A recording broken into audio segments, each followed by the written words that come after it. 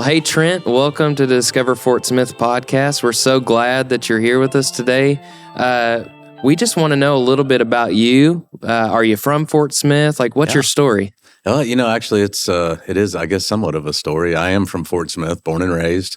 Went to, grade school at Upper Lane and then to Trinity Junior High, graduate of Southside. And I'm almost embarrassed to say at this point, but 1997, which kind of starts showing my age a little bit.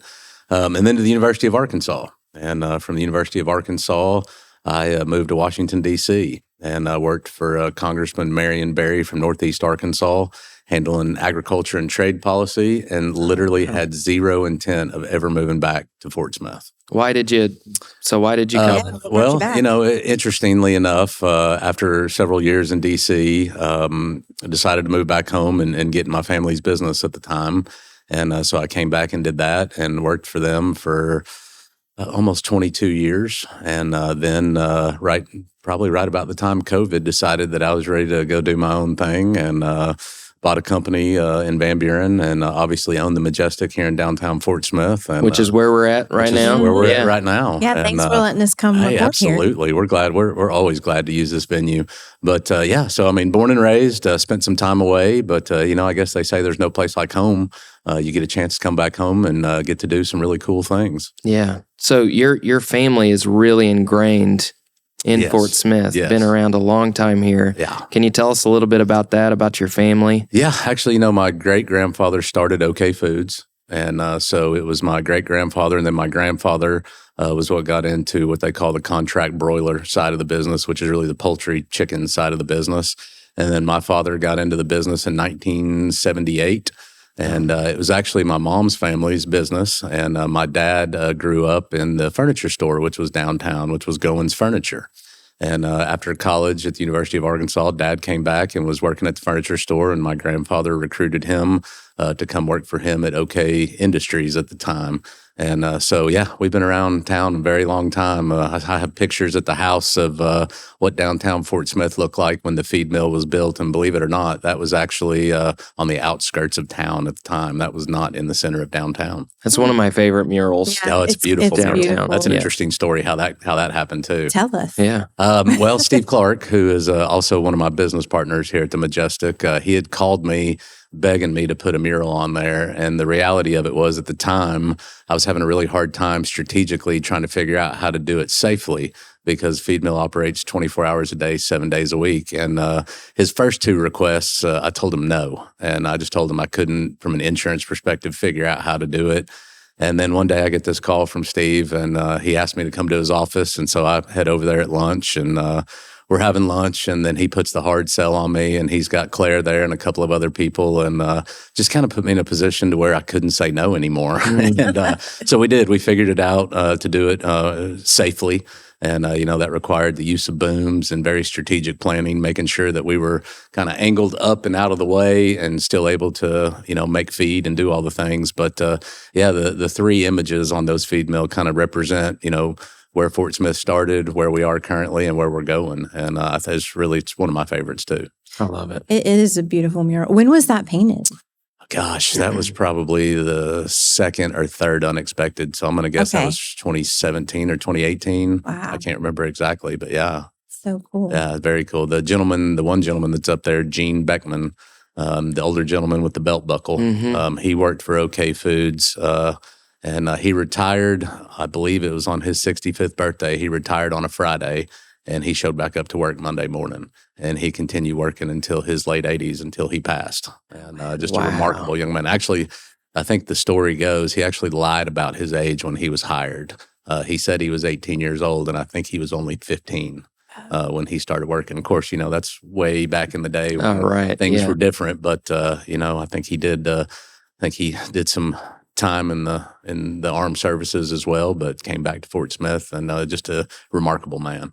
That's amazing. So who are the other people represented? One of the gentlemen is and I can't remember his name, but he is of Indian descent, and that was kind of the throwback to kind of some of the heritage of kind of where we are here in Fort Smith, right on the border. And then the other young lady, she had just moved here, I think, from Atlanta.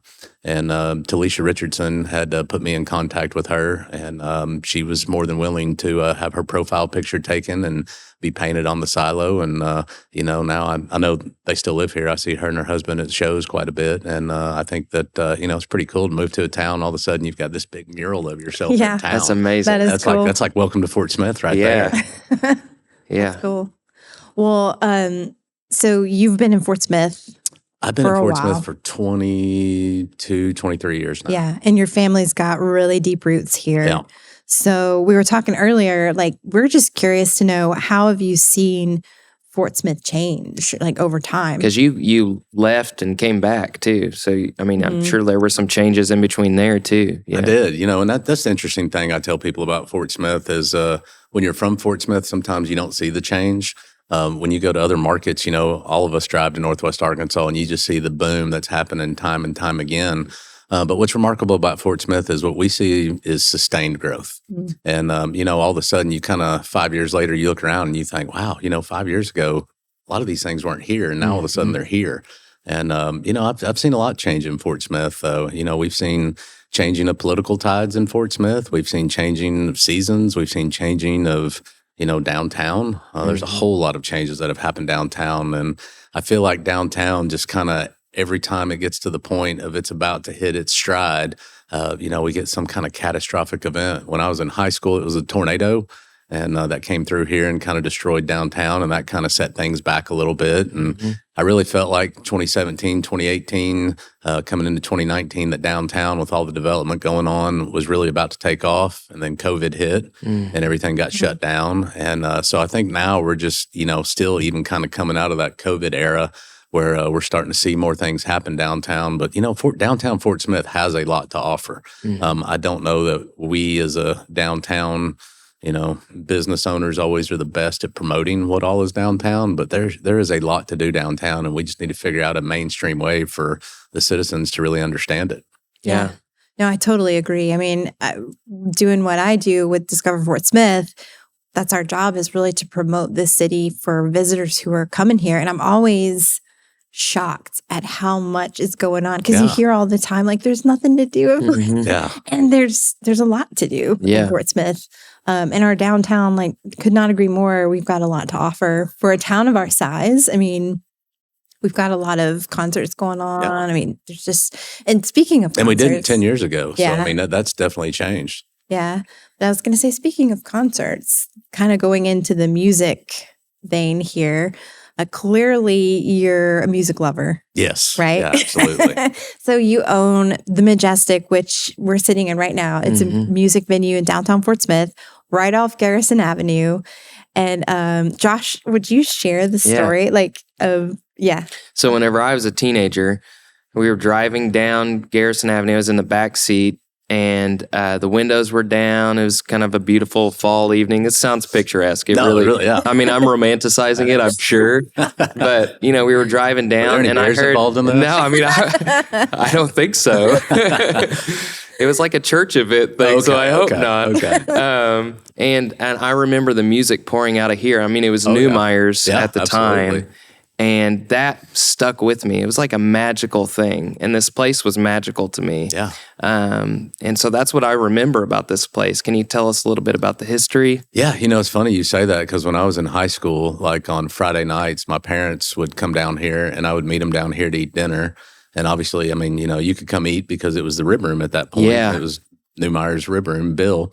And then I would stay for the bands. And, I wasn't 21, but you could be in with an underage arm band. And that's kind of how I got to know Bill, was from that. And I even go back to when this building wasn't here. And this was the courtyard with really kind of a tree where we're sitting. And, wow. That's really I didn't all know that. the way back in the day. Yeah, when I was in high school and junior high, really more junior high, I would work on the weekends for my grandfather at the furniture store delivering furniture. And that was back in the day when, Bill had Coney Island, which is what this venue originally was. And then he had the Pizza Wagon, which is what Papa's is. And he had that on this site too. And we'd walk over here, my grandfather and I, on Saturdays. and we'd eat lunch and visit with Bill, and that's kind of how I got to know Bill a little bit. Then when I was about 20, I really got to know Bill real well when he dragged me out of Papa's for drinking underage and told me I was never allowed to come in his bar again. And I didn't until after I was 21 at that point. But then we started the Peacemaker together, and that's kind of how we got to be such good friends. And, this is the Majestic Fort Smith, but when you walk in our green room, one of the first things that you see hanging on the wall is a painted picture of Bill, because I always kind of feel like, this was his vision, this was his dream, and it's just our job to get to carry it on. He was the visionary. We're just the ones that get to, continue pushing the mission forward. Yeah. So when did you, what perpetuated the Majestic? Where did this come from? I mean, when did you start it out? Why? Well, it's really kind of an odd story. So I guess this is our 6th year of ownership. There's a partnership of 3 of us that actually own it. And two of my partners, Steve Clark and Sarah Sparks-Diebold, they were actually in discussions about buying this building. And at the time, it was the sound room. So Bill had already sold it to the sound room, and they were operating it. And Sarah's from Northwest Arkansas, and Brian Crown, who owns George's Majestic, they came down and they were looking in the market, and they had kind of made a determination that they wanted to turn this back into a live music venue. And Steve said, "Yeah, I'd love to do this, but I really want to bring Trent in on it." And they were kind of like, "Yeah, I don't know that we need a 4th partner." And I kind of told them from the onset, like, I'll be a silent minority partner, don't want to be, in the front. And fast forward 6 years later, and now I'm the majority owner, and I feel like this is my second home away from home. I spend a lot of time here, but it's for me, it's not just work. It's a passion project too. You get to love music. You get to meet artists. You get to bring them into your town. You get to treat them with hospitality. If you do it right, Bill always told me, no matter the crowd size, if you treat an artist right, they would rather come back to your venue and play for 20 people than they would go to a venue that's sold out where the management and the ownership treats them poorly. And so that's kind of one of the things we've always done, not just with the Majestic, but with Peacemaker too. We go out of our way to try to show these artists what our town is about and what our hospitality is about here in Fort Smith. And the sound in here is amazing. I love it. I love coming to shows here because it sounds so good and because it is more intimate. Yeah. Who have been some of your favorite artists to come through here? If you name it, we've had a little bit of everybody. Our first show was with Whiskey Myers. Flatland Cavalry. But we just had Morgan Wade here last year. Oddly enough, people in this town miss out a lot because just 2 years ago, we had Lainey Wilson in this very room. Wow. And I think we sold 198 tickets. And now she's selling out stadiums. Yep. And people are like, "Hey, I'd love for you to get Lainey Wilson back." I'm like, "Yeah, I bet you would."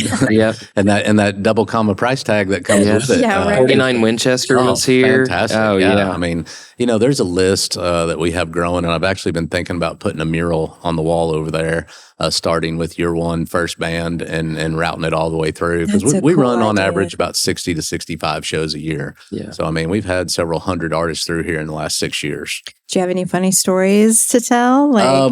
Gosh, yeah. Honestly, we're a G-rated podcast. Yeah, no, nothing bad. It's one of these things where it probably took me a little bit to realize that for the most part, when these artists get off the bus, they're looking to just be able to, live their normal day-to-day life. So we have a green room upstairs, and that is kind of their home away from home. And we try to stay out of their way and let them do their thing. But, honestly, through 6 years, I have not had one single bad experience with an artist. We haven't had any issues. And from a funny story wise, I think William Clark Green was probably just one of my highlights. He got me on his bus after the show, and I'll just tell you, we had a good time. There's a little too much drinking going on. It didn't feel so good the next day, but just a true class act. Like, there were some fans here that night. One of the young mans had a disability, and Will really went out of his way to make sure that young man got an invitation to come join him on the bus. And then oddly enough, I'm sitting on the bus with him, and this is where the funny story comes in, is I'm just sitting there and I just kind of look up and I'm like, where'd everybody go? Well, Will and the young man are in the back sitting around the table, and this young man had brought his full podcast gear, and he set up a podcast on Will's bus and let Will do a 10-minute podcast interview with him. How awesome. Will was just gracious enough to do that. And, that kind of showed me the humanity side of these artists. And I've always appreciated that. I thought that was really cool. So, I mean, have you always loved music? Have you always wanted to open up a venue, or is this just something that your life just kind of led you? Yeah, I think to it just do? kind of led to it. I mean, yeah, I've always been a live music fan. I mean, I probably grew up more on the jam band side of music, and Like Fish fan? no, yeah, a little bit, but I think I saw Dave Matthews probably 120 something times while I was in college. My parents were really proud of me for that. Probably not. Sorry, Mom. But the reality is, I've just always loved music, and people always ask why, and I don't have an answer because my parents were not musical people. There wasn't music really playing in our house. My older sister liked music, and it blared from her room a lot, but outside of that, I don't know. It was just kind of something that I always gravitated to, even in college. So I think when I moved back here, I always thought that I wanted to do something in music. I am not musically inclined at all. So this was just kind of the avenue. And after starting Peacemaker and our first several years in it, getting the opportunity to purchase this venue and do it, it just kind of made sense. Yeah. I mean, I think music brings people together. Absolutely. It And does. people from different walks of life come together and they're singing the same songs alongside you. It's it's a special It is. experience. That's why I love it. I agree. It's very What do you communal. Yeah. What do you think music means for our community? I think music in this community, Bill always told me that this was a very tough community to put on live music in the sense that Fort Smith is not it's not a market. It's kind of a tertiary market when it comes to the music scene, not just internally in the city, but even how our city's viewed by the agents and the people out there. I think Peacemaker's helped tremendously in the sense that it's proven that we can pre-sale tickets to shows. And I think that it's still not as easy of a market as, say, Northwest Arkansas or maybe even Little Rock, but I think that we're definitely coming into our own in that sense. The Majestic's not the only live music venue in town either. We have other live music venues in town, and the convention center runs live music as well. So I think there's an opportunity for all types too. It's not just country, red dirt, Americana. Fort Smith has a pretty good heavy metal scene. Kind of, I don't know if you classify it heavy metal, death metal, whatever you want to call it. But we've got a lot of young folks too that are looking for rap and just a whole different genres of music. And that's really what we want this place to be. I think we're known to be kind of a red dirt Americana type music venue. But what we really want to be known for is, multi-genre, diverse crowds. We want everybody to be able to come downtown and have a good time. And that was probably one of my bigger focuses is when this building, the opportunity came and to get into this business was because it was downtown. If this had been somewhere outside of downtown, I'm not sure I would have had the interest in it that I have today. Yeah. I mean, you've mentioned Peacemaker, so let's dive in a little bit to Peacemaker because you and Sloan, I don't know if you know this, but you and Sloan, you two were actually the first people I met. I think it was my second day on the job.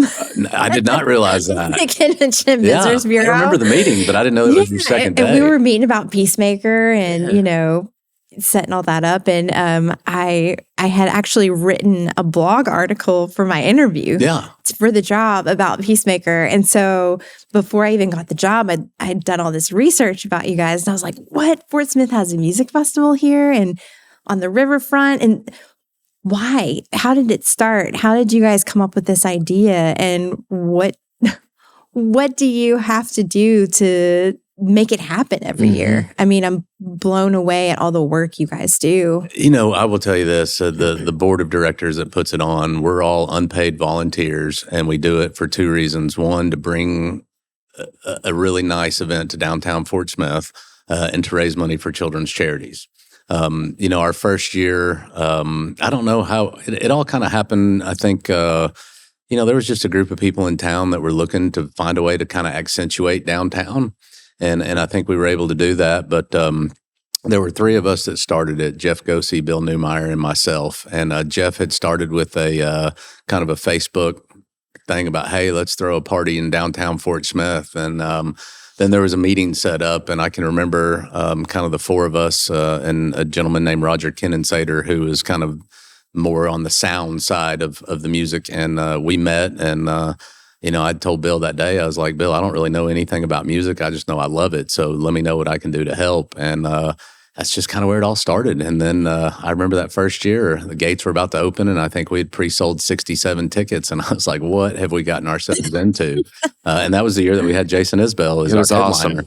And, people started rolling in that night. And I think we ended up with like not quite 2,500 on opening night, which, when you pre-sold 67 tickets, that kind of, exceeded expectations. Yeah. And, it just started rolling from there. If you would have told me after the first year that we'd still be doing this 10 years later, I don't know that I would have believed it. But, we've had board members come on our board. We've had board members that leave our board. And, it's just kind of a thing. But I think one thing that stays pretty constant is the mission. And that is to provide charitable dollars to children's charities here in the River Valley. And I guess 2 years ago, we kind of took that one step further. And we decided that we were going to make a charitable donation to one of our artists that were performing and find a charity that they're passionate about. Because, we bring them to our town and we host them while they're here. And it just turned out that particular year, Shane Smith and the Saints, which is a band out of Texas. Yeah.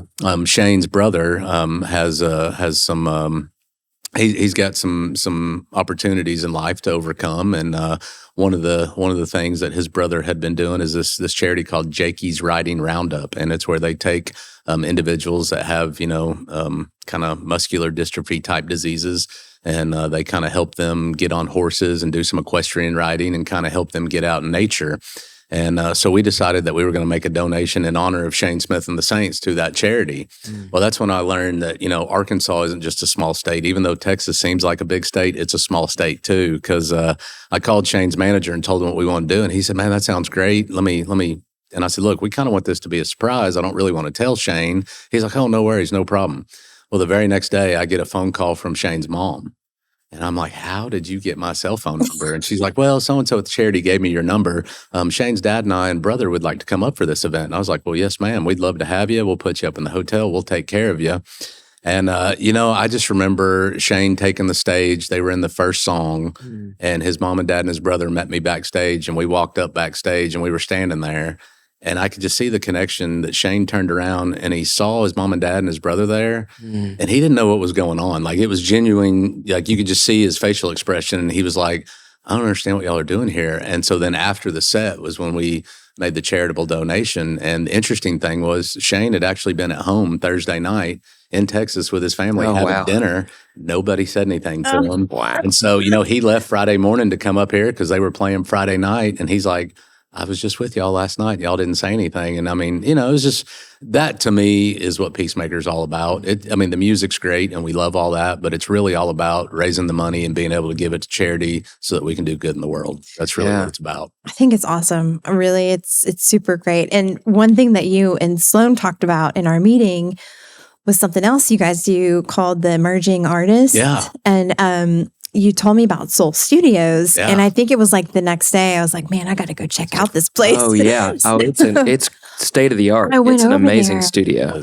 I went over there and I met some of the guys who worked over there and kind of did a little reel for Discover Fort Smith and was blown away. I mean, I've been in some studios in Austin and recorded in a couple down there, and this place is like, it's top notch. I mean, state-of-the-art equipment, but not just that. I mean, it smells good. Yeah. Like, they've got something going. I mean, you walk in, I'm like, it smells like amazing, like luxury. Oh, no, totally. And then they've got the boho decor, and they're just so nice, and I don't know. But, so yeah, I went over there and checked them out. And I don't think a lot of people know that is in Fort Smith. Yeah, it's a right over here at like Towson and Garrison. Yeah. No signage. Hidden gem. Yeah. Hidden gem over there. But was blown away. Totally blown away. So that's Grant Thomas and Anton Rasmussen. And Anton moved here from Nashville. And, he and Grant have done a phenomenal job with that studio. We've recorded 3 albums there for Peacemaker artists. And that is, to your point, one of the things we do. We pick an artist, an emerging artist of the year. We bring them to Fort Smith for a week. We pay for their hotel rooms. We pay for their breakfast, lunch, and dinners. We pay for their recording. And at the end of it, they own the masters. We bring videographers in, which is Grant mostly, but Grant does a lot of video work that we can give to them so they can go market it after the festival. But our first one was a band, a young man named Tanner Ushery, who's really blown up. Oh, yeah. And we recorded the Soul Sessions there. The second one was a band out of the Midwest called the Joe Stam Band, and they just put on one of the best recordings. It was so much fun to record that album with them. And then the one for this year was Taylor Honeycutt from Alabama. And Taylor and her band, melodically, they're fantastic. And it's probably, I don't know, they're all my favorite, I say. But I mean, we had a great time recording that. And I wish more people knew what Soul Studios was and what it can offer, because it's probably one of the nicest recording studios this side of Nashville. Yeah. I would be shocked if there was anything nicer. It's super nice. Yeah. Oh, it's cool. And it's just cool. And they're so smart. Anton is, he's so talented. Tanner and them nicknamed him the Doc. Yeah. So I call him the Doc, and he is a wizard. He really is. All right. So we talked about Peacemaker, we talked about Majestic, and like kind of your love for music, and a little bit about the communal aspect of music. Going into that a little bit deeper, for our community specifically, what do you think music offers us? I think music, it can offer many different things to different people. I think one of the things that Bill always loved about music was the experience of bringing people together. And then once you bring that group of people together, everybody has their own experience within the experience. And, I think that, you never know what shoes somebody's walking in. And just having live music, I mean, I think it's a statistical fact that it can improve people's moods, make people happier. And, you could have somebody that's having just a really bad day and they decide, you know what, I'm going to go to this concert tonight and I'm going to see this show. And that may just be the thing that holds them over to not having such a bad day. Yeah. I think it also, for the youth in our town, I think it's cool for them to be able to see these national touring acts come through Fort Smith and know that, hey, there's opportunities to do things that maybe allow me to travel and see the U.S. or maybe even the world. Tanner, we were talking about him a little earlier, he just went on a UK tour with Shane Smith and the Saints. And, I know Tanner well enough that I don't think Tanner's 16-year-old self probably ever saw him travel in the UK playing music. And so to see those guys kind of start at what I call the ground level and build and watch them grow too, that's a lot of fun. And so, I hope there's 14, 15, and 16-year-olds that are looking at that thinking, hey, one day this could be me. Yeah. Yeah. What do you see for the future of music in Fort Smith, specifically maybe even through the Peacemaker or through the Majestic? Yeah, I think we're going to continue to keep having shows. We're already working on planning Peacemaker 11. It takes about a year to plan it. So, I'd like to see us recruit some younger board members. I turned 46 this year, so it's not the mental capacity side of it, but the physical labor side of it. We need some younger blood within the organization. I think Fort Smith, what I would ultimately love to see is a redesign of the downtown Riverfront and build some kind of smaller amphitheater, kind of like what Little Rock has on their river with First Security Amphitheater there. I think that's what we're missing downtown.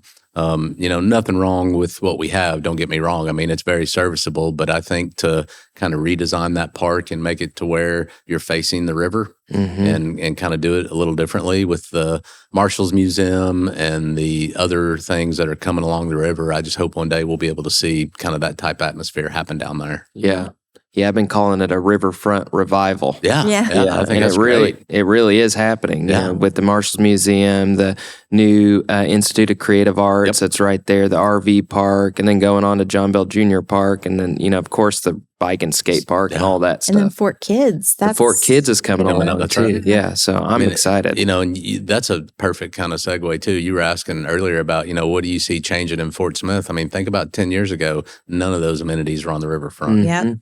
And truthfully, we have one of the most underutilized riverfronts kind of, in the South. And there's no reason we shouldn't be using it to bring people downtown to come join together, have a good time, come downtown, eat at the restaurants, and enjoy it. I mean, I think a thriving downtown is very important to a community.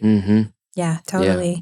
And kind of talking about that, for visitors who are coming in, for people who are maybe wanting to travel to Fort Smith, talking about live music, things to Yeah. do downtown. What do you recommend? Like, what would you Oh, gosh, I mean, there's so many suggest? things downtown Fort Smith. I mean, obviously the Marshall's Museum is very cool, Yeah. and I think it's underrated. I don't think people realize how neat it really is. I've been through it 3 or 4 times now, and I'm every time I surprised. go through it, I learn something new that I Yeah. didn't Yeah. see. I'm surprised at the amount of people from here that have not Never even been. gone No. to it It's yet. crazy. you know? And that's kind of one of the things we learned with Peacemaker too is it's not necessarily just a Fort Smith music festival. This past year we sold tickets. I think it was in 37 different states. Oh, Wow. The year that's awesome. before, I think we were 40 plus states.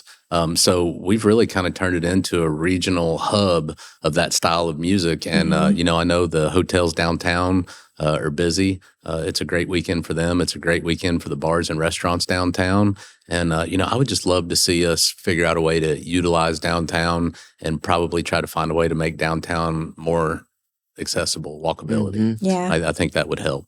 What are some of your favorite restaurants and things like nightlife? I to love you? them all. I mean, sadly, we're sitting here talking about that, and we had the tragedy that happened at Bricktown yesterday. Yeah. That, I think for a lot of people in town, there's a lot of memories that were made in that place, from it being Varsity that we were talking about to Bricktown to Adelaide Hall on top. But I mean, that's certainly one of my favorites. AJ's downtown, AJ's Oyster House, that team over there, they do a great job. Yeah. And then you've got all the bars and restaurants, downtown. I mean, there's a lot of fun down here. Yeah. The one thing I will say is that we do need to make sure that we're providing a safe environment for people. And I think that our city directors and our mayor and chief of police, I think they've really worked hard.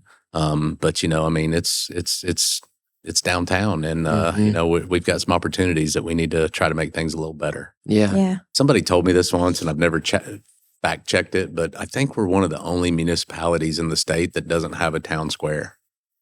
Okay, so this is Wow, I hadn't interesting. thought about that. And I don't know if that's a true fact, but when I say it out loud and I start thinking about it, it's kind of like, no, we really don't. And I Yeah. think that comes from historically our ties to Wild West. It does. Because we are in the South, like deep South, right? Mhm. Technically. Yeah. But it does not feel like a Southern town. Like the structure of it and everything. Yeah. And then we were talking to Amanda Hager at Main Street about the kind of wide Garrison Avenue. You come in Oh, over the yeah. bridge, Yep. and it's Modeled a Main after Street. Canal Street. Yeah, and it's kind of more like what you would see in the Wild West. Yeah. Oh, It definitely. the Wild West. Then more so than in the South, like where you see these traditional town square type things. Mm-hmm. And so I just think that's so interesting historically, because I did not know before I moved here why Fort Smith was built. Yeah. Yeah. And I mean, everybody refers to St. Louis as the gateway to the West, Yeah. right? But I mean, Fort Smith was really built to be be the that. literal gateway It was. to the Exactly. West. And so I think it's interesting that we're here in the middle of the Deep South and you've got all these Western type influences, So I mean, Garrison was, at least to my historical understanding, was somewhat modeled after Canal Street in Louisiana. And, if you think about it and kind of the way you're describing, the horse and buggies coming down, it makes a lot of sense. But when you look at today's kind of environment in downtowns, the walkability in Fort Smith is not the same as it is in other towns that have a town square. And, I think there's some opportunities we could do some things on Garrison to be able to make it a little more walkable and to be able to, have patrons enjoy it more. I mean, I think this is the largest entertainment district, so to speak, in the state. yeah. And Yeah. I don't think we utilize it to our full advantage. I mean, Like, what do you think could be done? I think we got to figure out the walkability. There are developers in town right now that are building more residential in downtown Fort Smith because what's down here, truthfully, at least to my understanding, is 90+% occupied. And so, but when you do that, you got to have some amenities that go with it. You've got to have, grocery, laundry, those types of things. So there's some things that need to be figured out. But I know Stuart Gann and Cooper, they've been doing a lot downtown. And, just the dog park that they just opened the up. little dog Stuart and I park. were actually talking about that last weekend. And, those don't seem maybe like big amenities to people, but they really are. I mean, they really, that's impactful to everyday life. If you live downtown and now you have a dedicated place where you can take your dog or animal, I guess call it a dog park. I guess it's for all animals. But the reality is that makes a massive difference. You might decide to move down here now where you wouldn't have before. And, I don't think there's anything we can do that's wrong. I think we can try things, and if they don't work out, we can pivot and try other things. But I think we got to see that constant loop of people trying it. Yeah. And that's where sometimes I think Fort Smith, we get in our own ways sometimes. We don't pivot fast enough, and we let things die versus making a change. Yeah. Yeah. And when you say walkability, we're not just talking Garrison. No. We're talking A Street, B Street, Rogers, and making sure that connections are easily maintained 100%. between both of those places. Because I know you're on the CBID, which is the Central Business Improvement District. And you guys have been talking about those connectors between Rogers and Garrison in particular, and how important those are for walkability downtown. We want everybody to have a safe space to be able to come to downtown Fort Smith, especially visitors, and be able to get to Garrison, walk back and forth, lit areas, unique areas. And I mean, you're right on it. Yeah. It's not, so whenever I think downtown, I automatically think Garrison, but there's so much more to it than that. That's true. There's the Belgrove Historic District, like right over here. There's Miss Laura's, headed down towards the Marshall's Museum on the Riverfront. That trail's really nice on the Riverfront. I mean, you can actually walk from Miss Laura's to the Marshall's Museum. It's like half a mile paved trail down there, which is so cool. And during Peacemaker Week, I might have taken an ATV down that trail just to see how long it would take going through the How long did to it the take? RV park. Oh, yeah. Because we had folks staying at the RV park, and so we were kind of back and forth, but I probably broke a few laws by doing that, but we wanted to see what it would be like. And it's a cool trail. We won't tell everybody. RV park's really nice. Did you guys, during Peacemaker, sell out that RV park much? Or? This was our first year selling tickets coupled with the RV park. And I can tell you the folks that stayed there 100% loved it. The amenities are super nice. They are. And, one of the patrons we had staying there, I know they had a really good time. Yeah. They kind of had a concert-like atmosphere after the show, and they had some folks playing acoustic guitar out there and set out by a campfire they'd built. And they just had a really good time. It's a really nice park, too. It is. They've got like pickleball courts, and can't you get out on a kayak over there? And they have a launch point to the river. You can't kayak the river, but you can kayak in that. I mean, I call it a slough. I don't know what it really is. I don't know either, but it's cool. It's really cool. Well, thanks so much for joining us, Trent. Hey, thank you all. I think these are the types of things that help get the word out. So I applaud y'all for the effort. I think this is great. No, we really appreciate it. Appreciate what you're doing for the music scene here, and for, bringing Peacemaker to Fort Smith and giving so much back to the community. There's a whole and team of charities people that do that. It's not just me. Yeah. I just happen to be the one, I guess, that gets to lead it. But there's a whole group of people that all work very, very hard all year long to make that happen. Yeah. Well, we're thankful for you and for your entire team. They're great. For sure. They're the best, I tell you. We wouldn't be successful without them, no doubt.